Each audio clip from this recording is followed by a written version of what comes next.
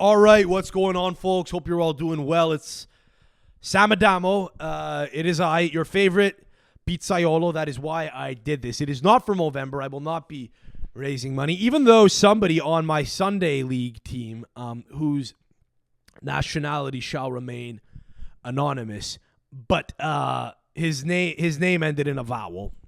Let's just say that. He said, "Bro, you should raise money for Movember." I said, I don't really feel like asking people for money. I wanted to shave. He goes, no, you could raise money and keep it for yourself. And I said, well, I think if you have a Movember campaign, I think anyone that donates money to your campaign automatically has the funds go toward the Movember campaign. That's the whole point, is you're donating to their website. And he said, no, just ask for cash, bro.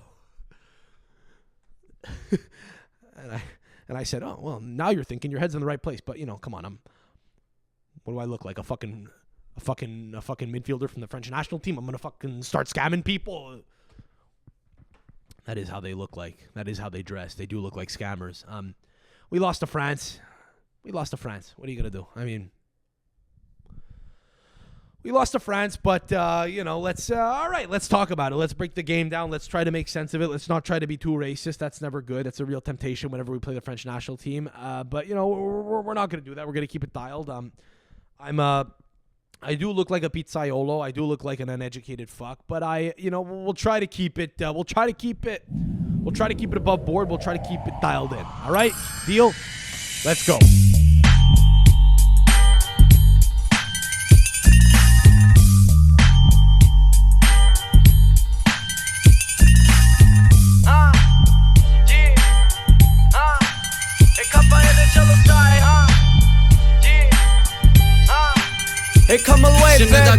Well, folks, that's what we call a reversion to the norm. I am talking about Italy's 3-1 defeat to the French in the Nations League yesterday at the time of recording. That is what we witnessed, is a reversion to the norm. I'm not saying that the game was necessarily bad. The result wasn't good, but the match itself was fine. We'll talk about it in depth and what was good about it, what was bad about it. But it wasn't necessarily a reversion to the norm of how the Italian national team used to play under Spalletti before this successful Nations League campaign, which otherwise, up until this moment, has been pretty much perfect. What I mean is that it's a game at San Siro. It's a game at San Siro in Milan. So we were due a loss. Once in a while, we have to play in San Siro because it's a big stadium, and once in a while we need to just, have a big opportunity to galvanize as many people as we're able to fit into a stadium in Italy. Go to waste. Every time we play at San Siro, we don't get a good result. I don't know why that is. It could be something to do with the fact that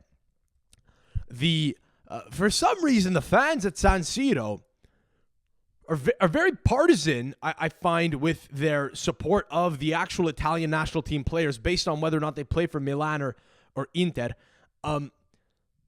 It doesn't seem to be an environment that fosters anything positive for us as the Italian national team, who's the home team playing there, because it's not a familiar territory for us. It's not our home stadium. It's not like we're familiar playing there. It's a bigger stadium than we're used to playing in. Normally, there's a little bit of separation. We got the track in a lot of the other dumps that we play in. Then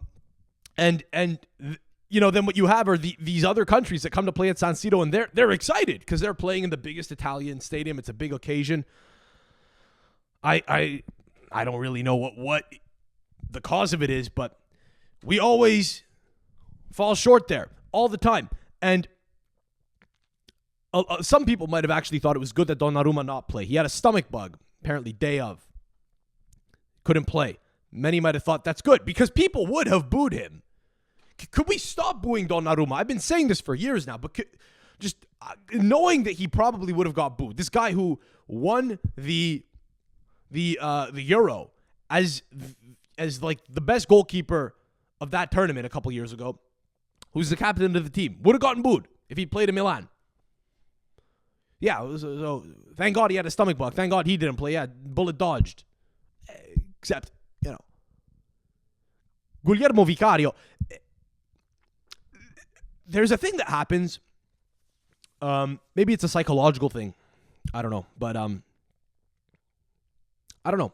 I don't know what the root of this is. But anytime you have something that's good, you start to just get bored. In your marriage, maybe. Your car, which works fine, that you want to upgrade for some reason. Your phone. I mean, phones are lemons. They're made to kind of die on you, I guess. But when companies give you, a new product and say, "Hey, look at this. Look at this. We've upgraded on the old one in no real noticeable ways, but we'll sell it to you like we have. Here, upgrade, even though you don't have to." Because there's a real psychological tendency to want something more than what you have, even though what you have is fine. Sometimes you have to get out. You have to stop doubling down. You know what I'm saying? If you've been playing blackjack for a little while and you're up like 3 times, to quote or paraphrase Dana White, get the fuck out. Get out of there. How much more money do you think you're going to win? You're one of the best goalkeepers in the world. He's your goalie. He plays for you. He has an Italian passport and he is cap tied to the Italian national team. He's from Castellammare di Stabia, which is just outside of Naples. So even if he had the ability to play for another country, it wouldn't even make sense. This is a guy who has no ability to do anything other than be an Italian man, okay? He even looks like an Italian man. Donnarumma looks like he looks like a potato. He looks like one of those guys you'll see at the beach who wears a Speedo even though he's kind of got like a weird pear-shaped body almost. But he's tall and he's kind of weirdly athletic. He's got the same look about him as guys that play for the Italian national basketball team or volleyball team. These really long, sort of flabby-looking guys. And for years, there's been I guess a discourse as to whether or not he should start in goal for the Italian national team. He has to start in goal for the Italian national team for as long as he's able to keep playing at the level he's at. That's it. It's over. Guglielmo Vicario's fine. He's an okay goalkeeper. I guess he's the backup right now. He's the second choice. Italy, like coaches, have often produced good goalkeepers. But we don't need to use a wide array of the capable goalkeepers that we have at our disposal if there's one that's better than all the rest. And that was the case with Buffon. It's the case with Donnarumma. Just let it happen. Accept that it's a good thing. It fits the narrative. His name's Gianluigi. The last guy's name was Gianluigi. He was around for 20 years. Let Donnarumma be around for 20 years. Accept him for who he is and his faults. He's not the best with his feet, but he's fine. He's competent. He commands the area pretty well. He's a really good shot stopper. And he's longer. Vicario's maybe 6'2", 6'3". Let me look it up. Let me confirm that right now. Donnarumma is 6'6". Donnarumma saves at least one of the goals that went in yesterday, in my opinion. And it's not to say that Guglielmo Vicario did badly on Lucas Digne's free kick. It was a very well-placed free kick. But Donnarumma would have probably gotten there. He probably would have gotten there. He would have gotten a fingertip to it, in all likelihood. He's a little bit taller. You have the tallest guy you can put in goal. Is Vicario 6'4"? I don't believe that. There's no fucking way. He looks short compared to other goalkeepers. I don't know if I believe that. I'm calling foul. I don't know. Well, I'll still say those 2 inches and the longer reach that Donnarumma probably has makes a difference there. Donnarumma's listed as 6'6". I'll accept that as fact because he passes the eye test. That's the narrative I'm going with here, is that Donnarumma is taller than Vicario. Look, not a bad game overall, but I mean, let's say this. The problem with this game, which finished 3-1, was that all 3 goals came on, and I'm going to say shit that everyone knows now, okay? I'm not going to give you anything crazy here for the next couple minutes, but let's just talk about the facts of what happened, and then we'll kind of break down what that means. So all 3 goals are set pieces. So anytime a set piece is scored, it's your fault. Like, you fucked up. You shouldn't ever let a set piece goal go in. They do happen, but it's because you fucked up. By the way, am I the only guy who feels like whatever team I'm pulling for never scores on set pieces, but only ever concedes on set pieces? Is that like a normal football fan thing to feel? I think it is. It may be a case of me exhibiting the exact fallacy that I was talking about at the start of the pod a few minutes ago about how we never appreciate the good things that we have. Like, maybe anytime my team scores a goal off a set piece, I just don't even register it. Maybe I can't appreciate the good things and I only focus on the bad. That is possible. But I feel like Italy have seldom ever been like a real aerial threat from set pieces. I could definitely point to goals actually that have been scored in major tournaments that I could think of off the top of my head that have come from set pieces, but ideally you don't want to rely on them. It's a thing that you could have at your disposal, but the best teams actually shouldn't only want to rely on set pieces.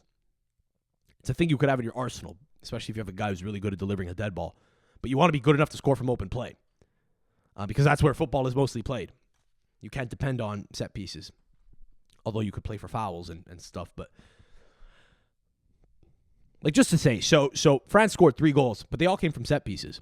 And I will say that France didn't have a ton going forward. Like, we were able to match them. It was a very evenly matched game, and we were in it till the end. I mean, if Moise Kean puts that goal in with what wound up being kind of the last kick of the game, we lose by 1, we top the group, which is, by the way, never a good spot to be in. Like, you feel like a little bit of a loser. Kind of like when Zaccagni tied it up against Croatia, and it's like, all right, we're celebrating a tie here. Like, we just won the fucking lottery, right? At the Euro in the summer when we're down by a goal all game, played an awful game, and at the death, like, just to get out of the group by the skin of our ass, we fucking score a last-second goal. Like, that's fun when it happens. It's exciting, but you look back at it after the fact and say, holy crap, we probably shouldn't have left it to that, right? Like, you don't really want to be in a position, especially when you're celebrating a loss, but it's a loss by a certain goal margin. That's, hey, all right, lads, we did it on goal difference. I don't know. Like, I guess we wound up paying the price for the fact that we conceded too many goals over the course of the campaign, including to Israel, like stupid goals that we shouldn't have conceded. But, it's neither here nor there. It was a very good campaign overall, and every game we played against France was competitive. We got one, they got one. Okay, fine, fair. No harm, no foul. You feel that we can compete with any top team now. We're probably like a top 4 team in Europe now.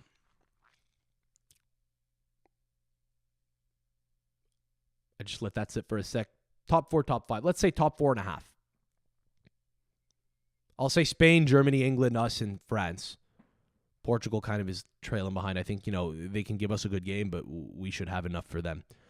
I don't know. We're right there, definitely. Which on paper we always are, but in practice we're not always playing at that level. It feels like we could go toe-to-toe with pretty much any team now, which is great because in the summer we couldn't match what Spain had.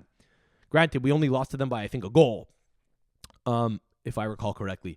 But it was just an awful game. We had nothing for them. We had nothing going forward. We at least generate stuff going forward now. And that's with new faces and with guys who I don't even think are necessarily like the answer. I'm still not convinced about Moise Kean. He offers something to the team because he moves well going forward. Like, with the ball, he's able to drive at least, but he's a bit clumsy on the ball. He's not the best dribbler. Like, Chiesa, who's very much out of the team right now. We talked about that the other day after the Belgium game. But when Chiesa kind of drives forward, he has a little bit more ball control, it feels like. The ball's a little closer to his feet. It feels like when Kean tries to drive toward goal, it's a little more erratic and he's more likely to get beat. I don't know if he's less strong. He might be less strong than Chiesa. But, Kean offers something. He just lacks a little bit of finesse. Retegui doesn't have a ton of finesse, but he's generally in the right areas. He didn't have a great game. He kind of got criticized for his lack of effectiveness. I still don't hate him as an option. I think we very clearly don't have like one dominant, reliable, dependable, he'll play for us all the time type, guy to lead the line. But that's fine. Like, it's felt like less of an issue in the past couple of months than it maybe has in the past. We move the ball pretty well. We actually move the ball pretty well. Like, the last 30 minutes of the game, we were the only ones who really were generating anything serious. And I just, again, it all comes down to the fact that all the goals were off the set pieces. I mean, just the fucking white boys combined. Rabiot and Ding, all 3 goals. You got to be a real savage to be a white boy playing the French national team now. You know that those guys fucking, it's like that old Chappelle bit. Like if there's a white boy in like a group of brothers, like that guy's done some shit. They've seen what he's done. That was kind of Griezmann for a while. Griezmann was a white boy in the French national team, which was a bit of an outlier situation, but they thought he was I don't know. They thought they thought he could hang, I guess. Ding and Rabiot have the black card. They have the fucking.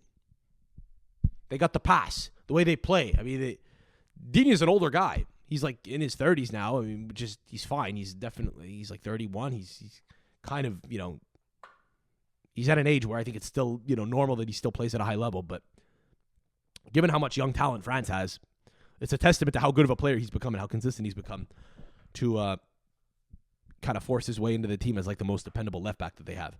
Because he's bounced around to a lot of European clubs. He's always been like there. He's always been playing at the top level, but I think he's fallen out of favor before. And he kind of forced himself back in. So that's, something to be admired.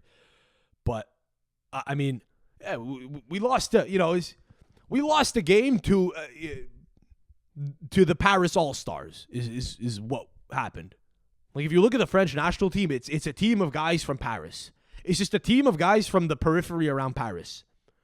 Like there's such a crazy thing going on in France. Like if you walk around any random French city, they don't look like. And I don't want to be the weird guy that always focuses on the race of the French national team, even though it's like the thing that every time they see the French national team play, they all kind of go, like every time you see France line up, you go, all right, that's France. You're there with people, and everyone kind of shrugs and goes, You go, what? You go, no, nothing. Just, there they are. That's France. No, what do you say? No, nothing. It's just, whatever. Take a look at them. Like, every time I watch the French national team with, like, one of my aunts or something, they're always like, man, what the fuck? Is this, what they? It's like they're playing a team full of black guys. What? Philomena, please, come on, that's not nice. No, but really, look, I'm just saying, there's nothing wrong with it. I'm just saying, there's a lot of them. Like, I feel like I'm not the only guy that happens for. Your mom ever just come in to watch the Belgian team play or the French team play and go, oh, just Abish. Like, I don't. It's just, if you go to a random city in like the south of France, they don't look like the French national team. France has a ton, they have a ton of, there's a huge immigrant population that lives there, and there's a ton of people that come from immigrant backgrounds in France. But like the team isn't proportionately representative of the rest of the country in terms of who's an immigrant or the kid of an immigrant that plays for the French national team now versus the number of people in the rest of France, I think, that are from an immigrant background or whatever, are immigrants themselves. And the reason for that is because like the suburbs of Paris, where a lot of these people inhabit, are just a breeding ground for Islamic terror. No, no, they're a breeding ground for football talent.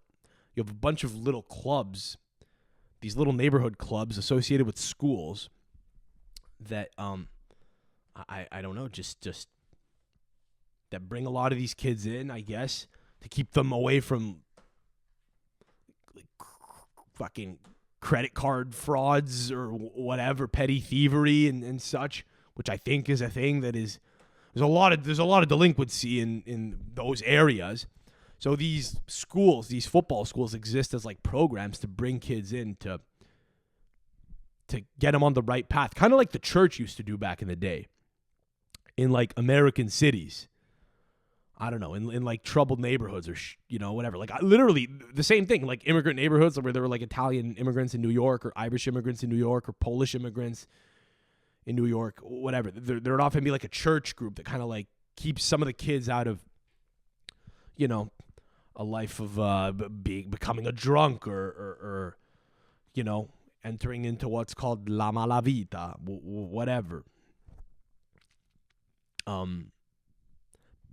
Some would stay in schools, but others would find a trade. But oftentimes, you know, the church would be there to kind of guide them. Football is kind of like the church in France, in like the outskirts of Paris. So you just have this like never-ending pool of talent that comes in, that's able to rep the French national team. And it's mechanical. There's like an assembly line of talent that they're able to put together. And that's how they become one of the best teams in the world. And we still look pretty good next to them. We go toe-to-toe with them, and any given day you think we could probably beat them. Granted, they didn't have Mbappe, but, you know, we didn't have Donnarumma. So what do you want? I don't think the team moved badly. I think overall we looked pretty, at least like alive. Like we were going for it. We were trying to get the goal to wind up winning the game. Like even when Daniel Maldini came on, who's a guy who's only making a second appearance, he was asking for the ball. He was trying to play positively going forward. I didn't love Destiny Udogie when he came on. I don't find he's as good with his feet as DiMarco is, but one guy I really liked throughout the game was Cambiaso, who scored the goal, the only goal in the game, which, you know, might make you think that it's low-hanging fruit of me to just say that he's the guy who I think stood out the most to me. That's not only why I'm saying that. He looks to go forward all the time, and he opens up his body really well to, like, kind of skip over a guy to shoot.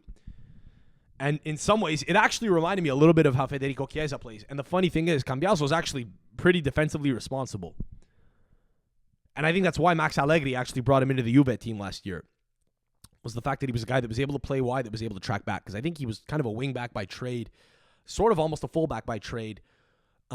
He's a guy who clearly played as a winger when he was younger, but as he got older, kind of got, you know, asked to have more defensive responsibility, and he's got it. Like, he's probably going to be in the team for another several years, I think. He looks like one of those guys that could become one of the best fullbacks in the world. And I didn't even hate how the defenders combined to try to at least, you know, get the attack going forward. Like, Calafiori's probably a little more flairful than Bastoni, but Bastoni, when he plays out left on a three-back, or in a three-back, is able to get forward. It's what he does for Inter pretty well. And, you know, Buongiorno in the middle, Bastoni, for the second game in a row, was able to kind of play out on the left-hand side and kind of float forward a little bit. Di Lorenzo would float forward a lot on the right as well and you know, create an extra outlet on the right. And I didn't hate it. I really didn't hate it. It didn't wind up creating anything, but the problem is, like, we couldn't quite penetrate. We couldn't quite, you know, get, you know, enough of an opening to get much of a shot off in the box, other than, you know, Moise Kean's at the end, which that's got to go in. But that's who he is. He just, he'll hit with power from short, and it usually works. Moise Kean is only able to put a ton of power, as much power as he's able to put on the ball at any given moment on the ball. That's what he does. He's not a finesse guy. He's not he's not a soft finisher guy. He's gonna fucking just try to lace it from wherever he's at. And to his credit, he got into the space. He made the contact. He got it. Fine. It just didn't go in. But, you know, I guess it's a credit to France as a defensive unit. Like, they're pretty competent overall. They're a pretty competent team. They're a pretty competent defensive unit. A lot of them know each other well.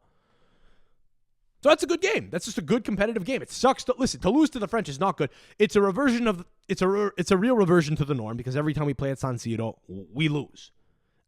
We don't win games at San Siro. I don't know why or how it keeps happening, but it's the reality of the situation. Is every time we play there, we tend to not do great. But it's also because, like, big games get put there. So there are often games where the opposition is important. Like the reason that this game was put at San Siro is because it was the last of the group and it was against France. So, like, our biggest rival, the biggest challenge that we were going to have in the group, in what was going to be the last game which could have, in theory, at the time that you're trying to schedule where we're going to play, you'd look at it and say, all right, well, there's a good chance that whoever wins the group comes down to that game if we have a good run out in the group, which is exactly what happened. So maybe there's like a bit of a skewing there that happens where because the games are only ever happening, the games that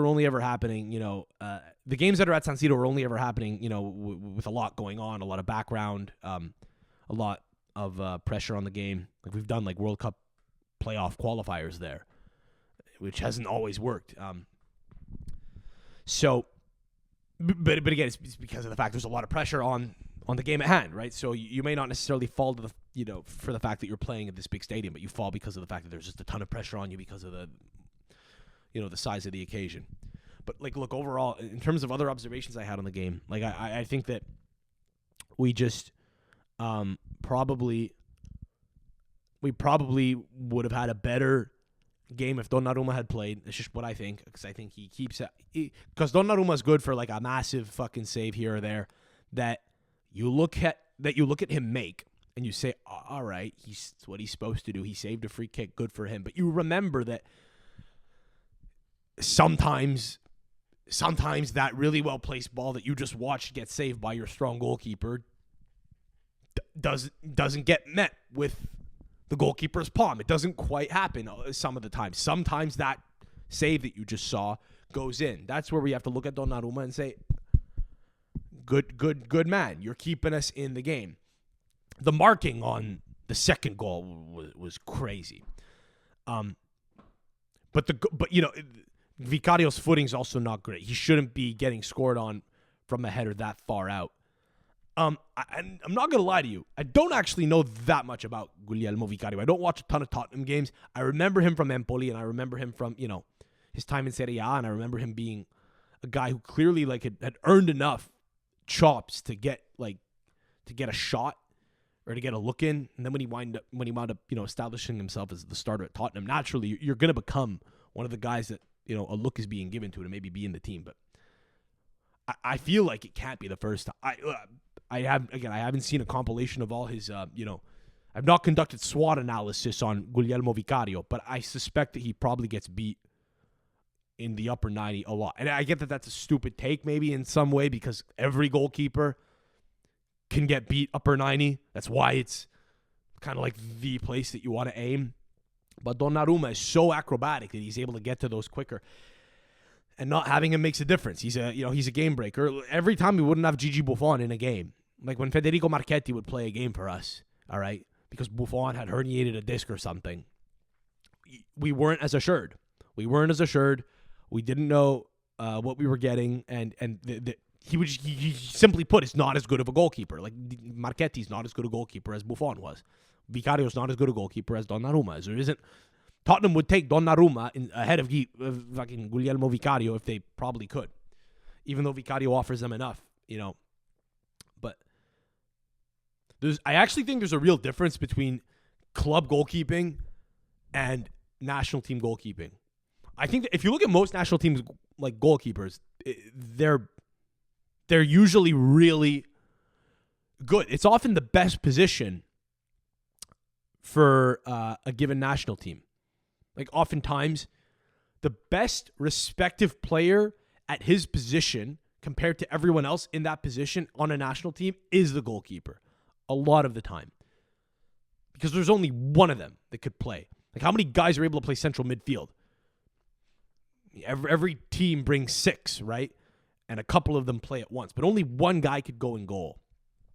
Only one guy can go in goal. And generally, in a given country, like, if there's 20 top flight teams in any given country, about half of them are usually nationals of that place. So in Holland, I would assume like half the goalkeepers are Dutch. In Italy, about half the goalkeepers are Italian.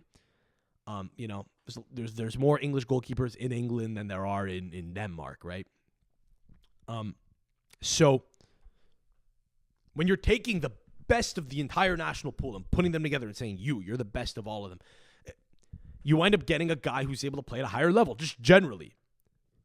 Like, Tottenham don't have the luxury of being able to pick Donnarumma. They have to pick, Guglielmo Vicario because he's pretty competent. He's a pretty strong goalkeeper. And he's not one of the 10 best in the world, but he's one of the 50 best in the world. He's one of maybe the 30 best in the world.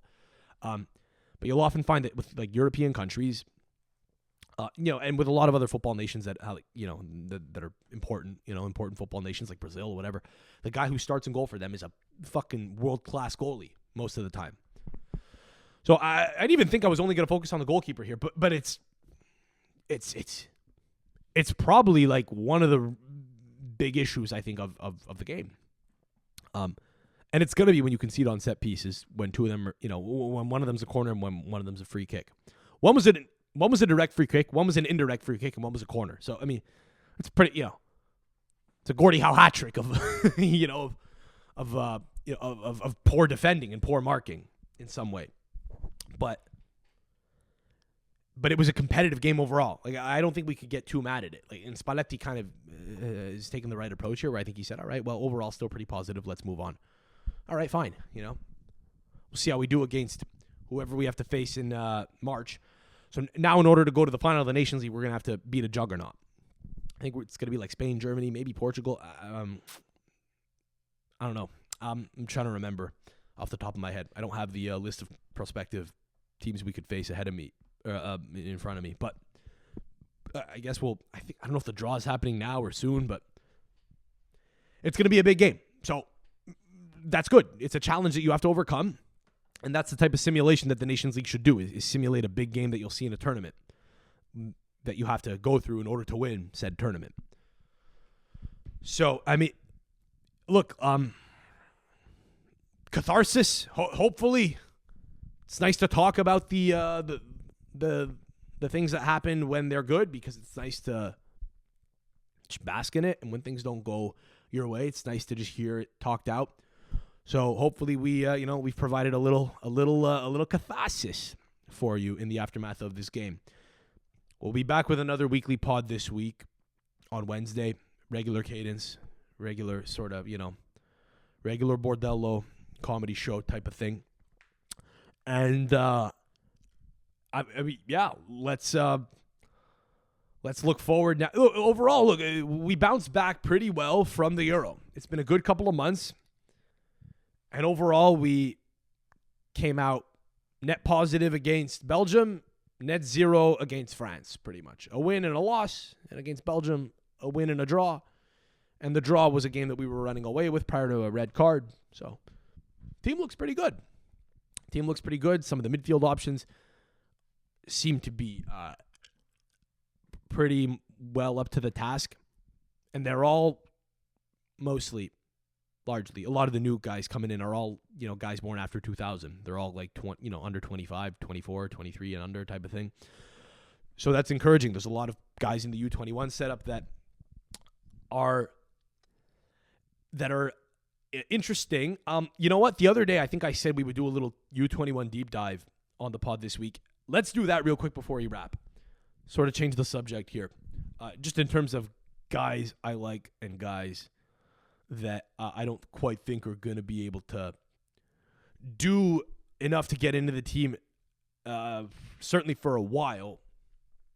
It's a fun little thing to do here, because the thing with U21 football is anytime you look at like your country's U21 national team, if you follow the team closely, or if you follow the country's football closely, if you follow the league closely, you'll see names you recognize and you'll get a boner. You'll say, oh my God, this is Michael Coyote. He plays for Fiorentina.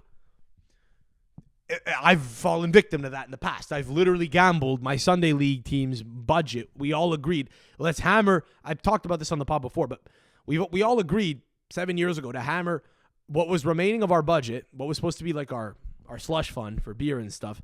We hammered it on Italy to win the U21 Euro in 2017 with such illustrious players as Andrea Petagna and Domenico Berardi and Federico Bernardeschi, and I'm trying to think of who else was on that team. I know those are actually a couple of names that Petagna was a bit of a funny one there, because obviously he didn't wind up panning out, and we know him to have been a bit of a dud in some ways. But I know the other two actually did win.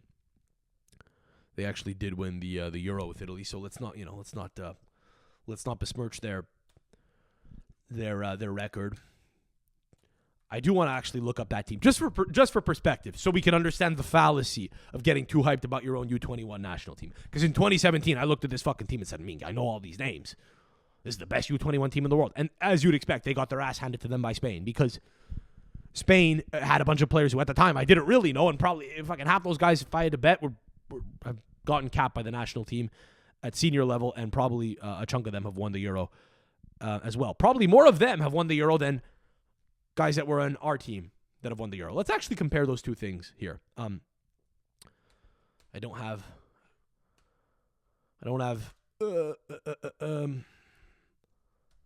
the ability to use Excel on the fly. I can't compare the delta here between both variables, but let's raw dog it.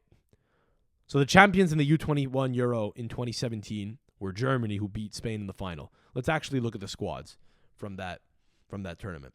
Because again, I looked at the Italy squad and I said, "Man, this is the best fucking team I've ever seen. We're gonna win the World Cup with this team in a year." is what I thought. Little did I know what fate would befall us. Let's look here. So we have Italy. This is from 2017. I'm actually looking at the Portugal team here as I'm scrolling down, and there's a lot of bold, which means that a lot of these players got called up by their senior team at some point, which is kind of what you want. That's kind of the goal of the U21 national team. It's the last frontier that you have to traverse before you become a full-time senior player, but it hasn't quite happened for you yet. You're maybe not like a phenom. If you're a phenom, right, at 18 or 19, you'll make the jump up to the national team at senior level. But, there's still a chance that you wind up becoming a full-fledged member, a made man. Okay, so Spain, Arrizabalaga, Bellerin, Gaia, Ceballos, Deulofeu, Saúl, Denis Suarez, Marco Asensio, Mikel Merino, Iñaki Williams, Paul Lopez, Alvaro Odriozola, Mikel Oyarzabal, Yoni, Carlos Soler, Rodri, and Marcos Llorente all got called up to the senior team at some point.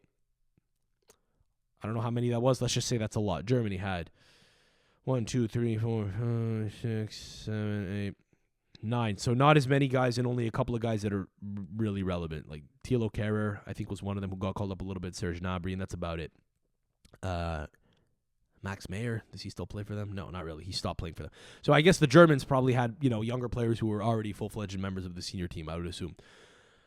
A testament, by the way, to this, the strength of the German system, who were able to win this tournament without having a ton of guys that wound up playing for long, extended periods of time for their senior team. Yeah, so Italy, here we go. Players that got called up to the senior team. Donnarumma, Davide Calabria, Daniele Rugani. Daniele Rugani, being a guy who's fucking, what is he, 5 loans deep now at Juve the last 5 years, who I saw at the time and said, "Man, Daniele Rugani's a fucking stud." So there, fallacy, boom. Lorenzo Pellegrini, Domenico Berardi, Federico Bernardeschi, Andrea Petagna, Andrea Conti, who at the time, another guy who wound up being a bit of a flop. Is he even still alive? I'm not even going to be naive enough to ask if he still plays. I'm going to ask, is he alive? No, he's not. He's dead. He played for Sampdoria last year in Serie B. He made 9 appearances over 2 years in the league, and is without a club currently. He's dead. He's a dead player. He's a dead man. It's over. Him and Daniele Baselli, or no, what's his name? Marco Benassi, who I'll bet you was also in this team. I'm going off of memory here. Was Marco Benassi in this team? Another guy who's currently without club. I don't see him. He was the captain! Marco Benassi. What a memory. 24 caps he made at U21 level. Never made the jump to senior. 30 years old now, without a club. Just turned 30, no club. Let's get back to what we were doing before, which was rattling off players that wound up playing at senior level at some point. Mattia Caldara is another one. I didn't even realize he made an appearance for Italy. He made 2 in 2018. He's currently, is he dead? He's playing for Modena in Serie B, so he's on life support. Great. Alessio Cragno in goal. Roberto Gagliardini, who's playing in Serie A still, but I believe it's at Monza. Yeah, Monza. So, yeah, he still is getting paid to play football in the top flight. And he did make a lot of appearances last year at Monza. He was a regular starter, I think, for them. But it's Monza, and I don't know if that really counts because that whole project is a Silvio Berlusconi pipe dream, which is kind of like he's got this weird like neo-nationalistic thing going on where he wanted to, before he died, his last project before he died was to put together a group of white Italian guys in a team. It was literally, we've joked about this before ad nauseum on the pod, but you know, Monza are kind of, Monza were an interesting project because they would just sign up a bunch of players who were okay, who were serviceable because they were Italian, like Luca Caldirola or a guy like Danilo D'Ambrosio, who I've always liked, but who's kind of past it now. You know, he's like 36, so, but he's in the team because he's experienced and he's Italian. So Gagliardini's still on, you know, top flight money. He's way out of the picture for the national team. Let's not even go there. But anyway, he's on top flight money, but it's not really for, you know, it's for an unserious project right now. It's actually, I'll take that back. It's a serious project, and I really respect what they've done. I like it a lot. I like that Daniel Maldini's done well there. They've actually done a lot to give playing time to a lot of young Italian talent. But that's what any club should be doing. Like Fiorentina's doing that right now. Like if I'm to look at the U21 setup of the Italian national team right now, I would suspect that so Pietro Comuzzi was with the seniors and he didn't make his debut yet, but he's a guy who's still very much a part of the U21 setup. I think he's like 18 or 19 years old. So he's a guy at Fiorentina who's part of the U21 setup, and I think there's another couple. There's like probably a handful, maybe almost a half dozen if I had to guess, that are part of the Fiorentina setup. So Fiorentina's like they're tied for first place right now in Serie A, or like close to, I think. And they're right there. Like I don't know if they'll be able to maintain the pace. It'd be astounding if they did, but they're playing pretty well with like a fairly Italian team. Like it's what you're supposed to do as a feeder team in, you know, any given league. Who else? Okay, so Simone Scuffet never made a senior appearance. Federico Chiesa, Manuel Locatelli. Okay, look, so that was a bit all over the place. We weaved a lot there. But how many of the guys that I just mentioned are currently in the setup? So Locatelli, he's there. Fine. Chiesa, not in the setup right now, but he's there if he is playing, probably. That's about it. Pellegrini, that's it. And Donnarumma. Okay, so four guys. Now, Davide Calabria arguably could be because he plays does he still play every minute for Milan? I think he kind of does. Yeah. He's been playing less this year, I think. Okay, fine. I don't know if he's injured or not. I haven't really, if he's been playing, I haven't even fucking noticed. Let me look that up real quick, just so that I don't spew misinfo here. Okay, in Milan's last, let's pick the game against Real Madrid in the Champions League. Was he a starter? I did not watch that game. He was not a starter, but he was on the bench. He came off the bench. All right, so he's in the setup. Fine. So Calabria is a guy that might make another Italy appearance at some point in his life, but he's made 7 over 2 years, and he hasn't made one in the last 2 years. Because he's just fine. He's not really, like, we have better options right now. That much is clear. Like, Davide Calabria is not really, I don't think, adept enough to play, in a 3-back as a right center back, and he's certainly not adept enough to play as a right wing back, in my opinion. So he'll probably, there's a chance he never plays again as long as, Spalletti's around. So 3 guys, and Pellegrini might be on the way out now. We don't really know. He's kind of in the penalty box right now. We'll see how he does under Claudio Ranieri. Maybe we'll talk more about Claudio Ranieri and Roma in the main episode in a couple days. I don't know. We may not. Don't hold me to it. It's free. The show's free. You get what you get. But so again, I saw this team and I was hard. That's notwithstanding the players that didn't even never fucking make an appearance at senior level that are in this team. Danilo Cataldi, one of them. Not a bad player, actually. Don't hate him. I think he might. He's kind of knocking on the door. I don't know if he'll ever wind up making an Italy senior appearance, but he's kind of knocking on the door, and I think he might actually be. He's at Fiorentina right now, right? Is he? Yeah, he's at Fiorentina, and he's playing. So maybe he gets in as like I don't know. Maybe he's like a C or a D list guy who could get called up at some point. He's kind of in that rotation. He's there with like a Foloruncio who is very much out of the project right now, but maybe could get a look in at some point if things go his way, type of thing. You know what I mean? But fine. Of this team, Cataldi, very much not in the picture. Not a bona fide national team player. Alberto Grassi, who's at Empoli currently, who's like actually carved out a fine career for himself in Serie A in that he's been, he's managed to stick around. But that's about the extent of it. Marco Benassi without a club right now. Giuseppe Pezzella never really made it. I mean, again, like these are guys who I saw at the time and thought, wow, fuck, unbelievable. So, let's take it with a grain of salt. But I do want to look at the Italian U21 setup right now. Real quick. We'll look at guys who we think, should be getting a look in at some point soon. In goal, none of them will probably ever make it, except for Sebastiano De Planche, who plays for Palermo now, because if Palermo get promoted next year, which they could, he'd be a starter. So you never know. He's young enough, but probably not. The captain is Lorenzo Pirolla, who I don't think will ever make a senior appearance. He's certainly not in any position to do so right now. He's playing at Olympiacos in Greece. Mattia Zanotti is in Switzerland right now. Got offloaded by Milan recently. No, in fact, we're not going to go through all the fucking... Are we going to go through all of them? Fuck it, we'll go through all of them. Matteo Ruggeri, maybe. Not there right now, but maybe. Daniele Ghilardi, maybe, but certainly not there right now. Diego Coppola, not there right now. Riccardo Turicchia, not there right now. Nicolo Bertola, not there, but call him up because his name's Nicolo. Fuck it, let's get a 10th guy with that name. Giovanni Bonfanti, Gabriele Guarino, no. Marco Palestra, perhaps he's a bit younger. I don't really know a ton about him, to be honest. We have a lot of fullbacks at the moment. The one maybe who's kind of on the door is Michael Coyote, but he's out of the picture right now because he's not playing every minute at Fiorentina because they have a lot of wide guys.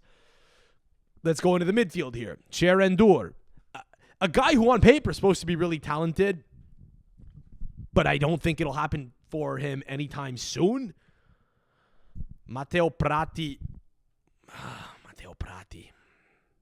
He's playing kind of regularly, so that's a good thing, but no. Fabio Miretti at Genoa. He's already made a senior appearance, but he's kind of out of the picture right now. He's not even really playing regularly at Genoa. The two best options here are Giovanni Fabian and Cesare Casadei. Those are the two guys who could at some point probably get a call up in the next year, let's say.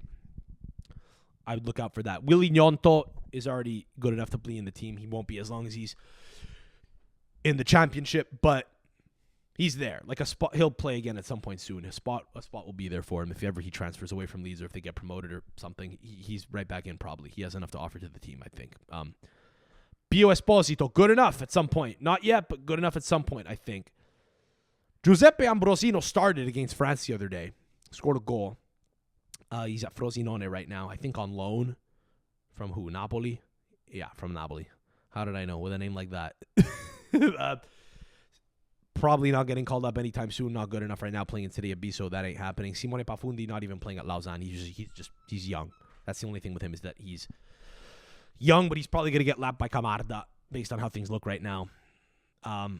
Then, Volpato's at Sassuolo right now. He's probably destined for a career, just in the top flight where he won't probably ever do enough. I'd love to be proven wrong by any of these guys, obviously. But again, there's not a ton of there's not a ton right now that makes me think any of these guys are ready right now. Now, granted, like Riccardo Calafiori was in this team 6 months ago. Now he's a bona fide starter. Eduardo Bove has pretty regularly played for them. Tommaso Baldanzi had to drop out injured from the last game. Nicolò Pisilli has already made a senior appearance. He's made, he's gotten called up at senior level twice in a row now.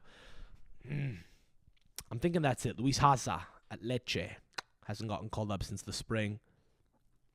He's also not even playing at Lecce, is he? Okay, I thought he was a fucking talented player from Juve, but what am I doing? Those are the Juve lenses that I'm fucking operating through.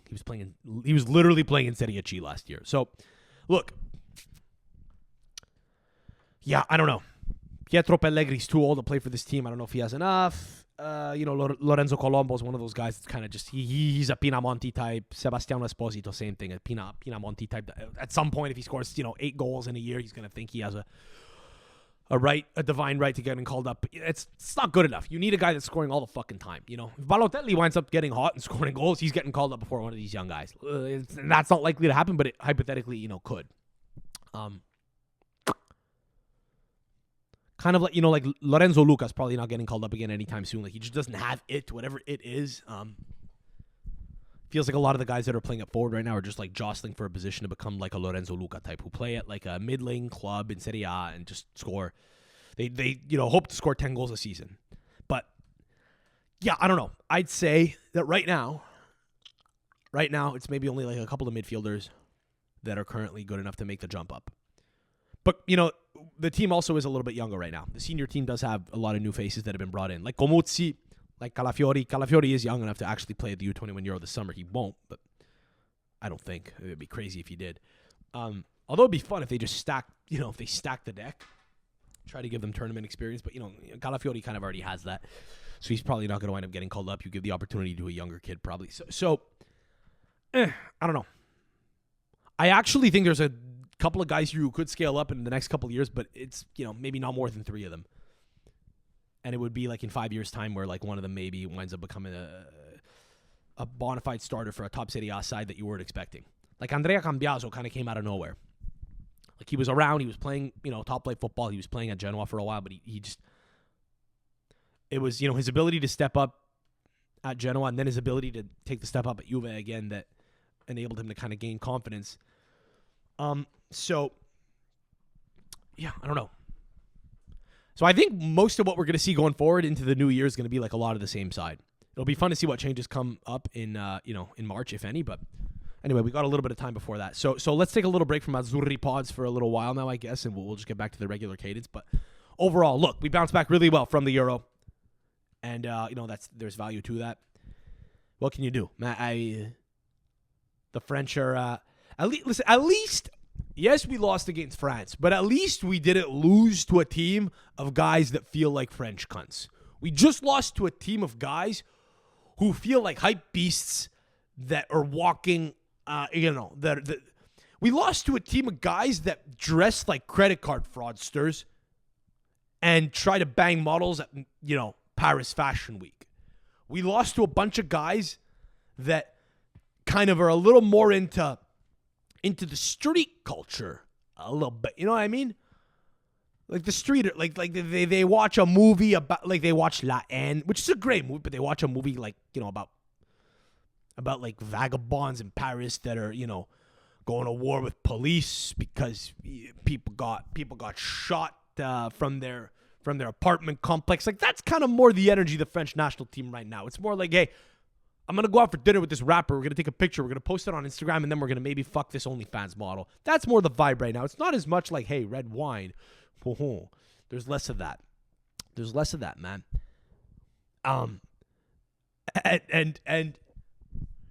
And so that makes it a little more stomachable. As an Italian, when you see Italy losing to the French, you'd rather them not be too French. You'd rather them be, contemporary French, shall we say. It's a little more palatable.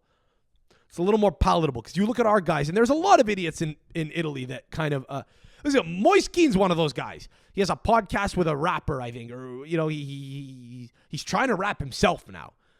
Pierluigi Golini is another example of one of those guys. Andrea Petagna was one of those guys. Now, those guys, thank God, are both out of the team right now because neither of them are quite good enough. But Italy does have its own fair share of like guys who kind of are a little too into like the street subculture. But there's a lot of guys that aren't, which is nice. A lot of more boring guys.